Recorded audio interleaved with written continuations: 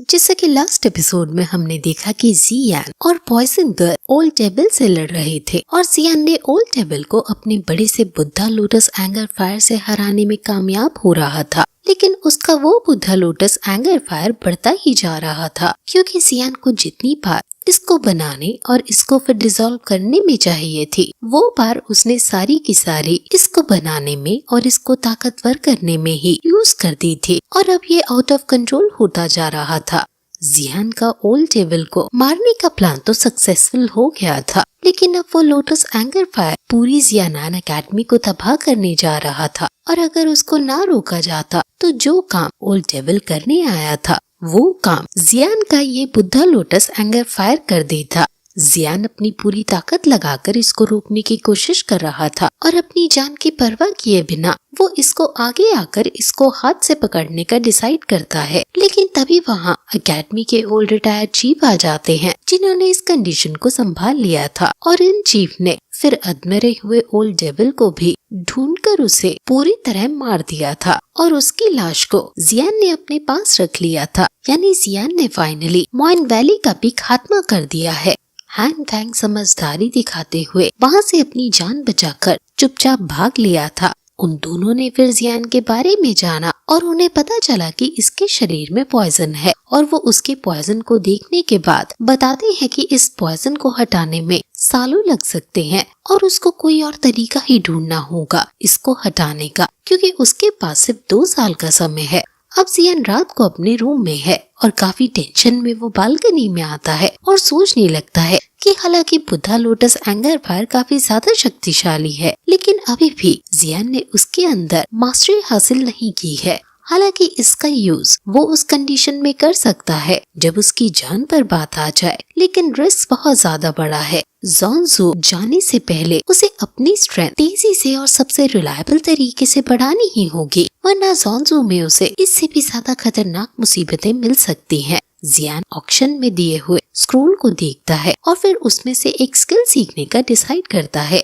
लेकिन जैसे ही वो उसके स्क्रोल को खोलता है वो उसके अंदर पहुंच जाता है और समझ जाता है कि ये स्क्रोल जिसने बनाया है उसका सोल मार्क है और वो उसके सामने आकर खड़ा हो जाता है और वो जियान पर हमला कर देता है। चारों तरफ लावा ही लावा था क्योंकि ये एक फायर एट्रीब्यूट की स्किल है और जियान फिर वहाँ से बाहर आता है और समझ जाता है कि ये इंटरमीडिएट अर्थ लेवल स्क्रोल है जिसके अंदर स्क्रोल मेकर का सोल मार्क है। जियान सोचने लगता है कि इसको प्रैक्टिस करके मेरी पूरी स्ट्रेंथ बढ़ेगी या फिर यू शेंची की बार आएगी। जियान इसको सिर्फ वही प्रैक्टिस कर सकता है जहाँ का फायर एट्रीब्यूट बहुत ज्यादा प्योर हो, और ऐसी जगह और कहाँ हो सकती है सिवाय इना एकेडमी के ट्रेनिंग के टार के। तो वो तुरंत तियानचू की रिफाइंड ट्रेनिंग टार में जाने का डिसाइड करता है। अब अगले दिन वो एल्डर सू गुआन के संग वहाँ पहुँचता है और एल्डर सू गुआन उसे एक पॉट दिखाते हैं और कहते हैं कि इसके अंदर तुम धीरे धीरे फॉलन हार्ट फ्लेम का रेसिड्यू डालते रहना और फिर धीरे धीरे फिर से फॉलन हार्ट फ्लेम की पार इस स्टार के अंदर आ जाएगी। जियान उस पॉट को ले लेता है और कहता है कि जब मैं स्टार के अंदर जाऊंगा तो मैं इसमें फॉलन हार्ट फ्लेम का रेसिड्यू जरूर डालूंगा। एल्डर सू गुआन जियान को दुखी होते हुए समझाते हैं कि फॉलन हार्ट फ्लेम की ओरिजिन को इसमें डालने से तुम्हें बहुत ज्यादा हार्म होगा, इसलिए तुम इसके बारे में अच्छे से सोचना। जिस पर जियान कहता है कि फॉलन हार्ट फ्लेम इन अ कोर्टयार्ड की है और मैंने इसे जब हासिल किया था तो कॉलेज को जब से अब तक बहुत लॉस हुआ है और मैं नहीं चाहता कि ऐसा और हो, इसलिए मैं इसे जल्द से जल्द लौटाना चाहता हूँ। एल्डर सू गुआन उसके बातों से खुश होकर उसे अब ट्रेनिंग टार में ले जाने लगते हैं और कहते हैं कि फॉलन हार्ट फ्लेम के बिना ट्रेनिंग टार में अब वो बात नहीं रही जो पहले हुआ करती थी। जिस पर जियान कहता है कि आप चिंता मत करो, मैं पूरी कोशिश करूंगा इसको पहले जैसा बनाने की। एल्डर सू गुआन कहते हैं कि क्या तुम सच में टार के कोर में जाकर प्रैक्टिस करना चाहते हो, क्योंकि वो मैग्मा वर्ल्ड इतना शांत नहीं जितना तुम सोच रहे हो। कल्टीवेशन हमें ढंग से ही करनी चाहिए, इसमें जल्दबाजी नहीं करनी चाहिए। जिस पर जियान कहता है कि वो इस बात का ध्यान रखेगा, लेकिन उसे वहाँ जाना ही है। एल्डर सू गुआन अब उसे ट्रेनिंग टार के कोर में मैग्मा वर्ल्ड जहाँ बना हुआ है वहाँ ले जाने लगते हैं। अब जैसे ही वो सबसे नीचे वाले फ्लोर में जाते हैं वहाँ बहुत ज्यादा आग निकलने लगती है और वहीं की फायर एट्रीब्यूट एनर्जी बहुत हाई होती है और वो जियान को फिर से एक बार समझाते हैं कि सोच लो, अगर तुम्हें और अंदर जाना है तो, क्योंकि मैग्मा वर्ल्ड इससे भी ज्यादा खतरनाक होगा। लेकिन जियान कहता है कि आप चिंता मत करो, मेरे पास रेंज फायर प्रोटेक्शन है, जिसकी वजह से मुझे इन ऑर्डिनरी फ्लेम से कुछ नहीं होगा। अब जियान अंदर जाता है और फिर वहाँ की फायर एनर्जी को एब्जॉर्ब करता है, और उसने आज तक इतनी प्योर फायर एनर्जी नहीं देखी थी। और यहाँ पर थोड़ी टाइम प्रैक्टिस करने से ही जियान की पावर बहुत ज्यादा बढ़ जाएगी। और एल्डर सू क्वान भी उससे ये कहते हैं कि अगर तुम सच में अंदर जाकर प्रैक्टिस करना चाहते हो और इसमें कॉन्फिडेंट हो तो मैं तुम्हें नहीं रोकूंगा। अगर तुम्हें कोई और हेल्प चाहिए हो तो मुझे बस एक सिग्नल भेज देना, मैं तुरंत आ जाऊंगा। एल्डर सू क्वान मैग्मा वर्ल्ड में जाने का पोर्टल क्रिएट करते हैं और जियान अपनी फ्लेम को शील्ड बनाकर अंदर चला जाता है। जियान जब नीचे जा रहा था तो उसे ऐसा लग रहा था मानो उसे कोई नीचे बुला रहा हो और उसका जियान से कुछ लेना देना हो। जियान इस मैग्मा वर्ल्ड को देखता है और ये बिल्कुल पहले की तरह ही था। यहाँ कोई जीवन नहीं और कोई जीवन का अंश भी नहीं, हर तरफ डिप्रेशन ही डिप्रेशन सा माहौल है। जियान फिर एक पत्थर पर बैठकर अब उस स्क्रोल को एक्टिवेट करता है और फिर उसको प्रैक्टिस करने लगता है। वो अटैक, डिफेंस, स्पीड हर स्किल पर काम करता है और अपनी एनर्जी को बढ़ाने के लिए पिल्स भी खाता है। वो बहुत मेहनत से यहाँ प्रैक्टिस करने लगता है और अपनी तलवार में इस रूलर मेथड को सीख जाता है। वो अपनी तलवार से फायर एट्रीब्यूट शूट कर पा रहा है और अपने आसपास के मैग्मा को अपने अकॉर्डिंग मैनिपुलेट भी कर रहा है। और जब एक मैग्मा का तूफान आता है तो वो अपनी तलवार से उसको भी काटने में कामयाब हो जाता है। लेकिन तभी उसे अपने हार्ट में कुछ फील होता है और फिर वो अपनी तलवार की टेक्निक क्रैक फायर का यूज करता है और काफी सारे अटैक्स तलवार से छोड़ने लगता है, जिससे वो लावा का तूफान वहीं थम जाता है। वो ल्यूहे ट्रैवलिंग रूलर टेक्निक में अच्छा होता जा रहा है, लेकिन अभी भी वो इस टेक्निक को पूरी तरह से नहीं समझ पाया है। लेकिन थोड़ी सक्सेस से वो खुश भी है अभी के लिए। लेकिन उसके हार्ट में फिर से कुछ होता है और ये सिग्नल उसे नीचे से आ रहा है। नीचे से जो सिग्नल आ रहा है उसका फॉलन हार्ट फ्लेम से कोई कनेक्शन है, जिस वजह से वो सीधे जियान के हार्ट को अफेक्ट कर रहा है। जियान फिर नीचे जाकर चेक करने का डिसाइड करता है और वो अपने आसपास एक शील्ड क्रिएट करता है अपनी फ्लेम की, और फिर अपनी तलवार को वहीं एक सिग्नल के लिए छोड़कर नीचे कूद जाता है। नीचे जाकर वो बड़ी बड़ी चट्टानों को देखता है और ये जगह असल में इनर एकेडमी के नीचे लोकेटेड है। जियान अपनी एक छोटी सी फ्लेम को नीचे छोड़ देता है और फिर उसके पीछे पीछे जाने लगता है।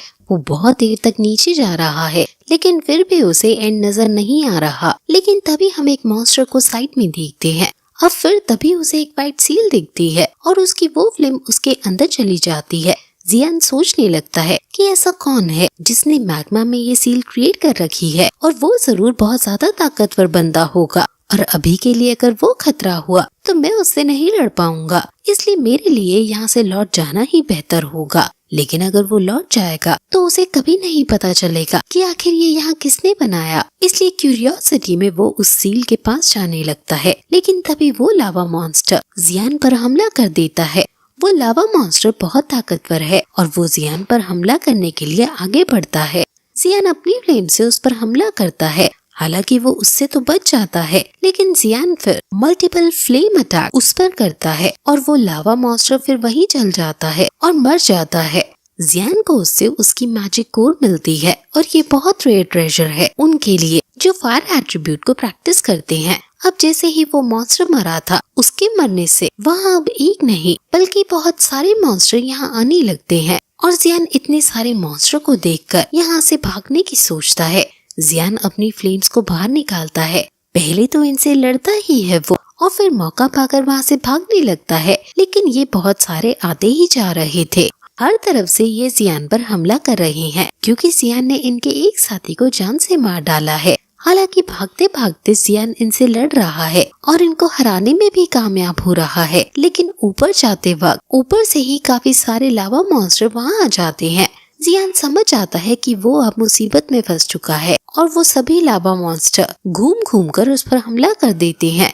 जियान की तलवार भी अभी उसके पास नहीं है और जियान एक एक करके सभी मॉन्स्टर को मारने लगता है, लेकिन अब वो मॉन्स्टर एक संग जियान पर दहाड़ते हैं और इस दहाड़ का एक मतलब ये भी है कि वो अपने और साथियों को बुला रहे हैं। इसलिए जियान फिर से यहाँ से भागने लगता है। वो सभी मिलकर जियान पर फायर बॉल्स छोड़ रहे हैं और हर डायरेक्शन से फायर बॉल्स को आते हुए देखकर जियान उनसे बचने की हर एक संभव कोशिश करने लगता है। लेकिन ऐसा करते हुए उसे बहुत ज्यादा थकान महसूस हो रही है और उसे नहीं पता कि वो कब तक इनसे बच पाएगा। अब तभी वो इस छोटे से ग्रुप के लीडर को लोकेट कर लेता है और उसे पता चल जाता है कि ये वही है जो इसको कमांड दे रहा है। इसलिए वो पहले लीडर को ही मारने का डिसाइड करता है और लीडर के पास पहुंचकर वो उस पर हमला कर देता है।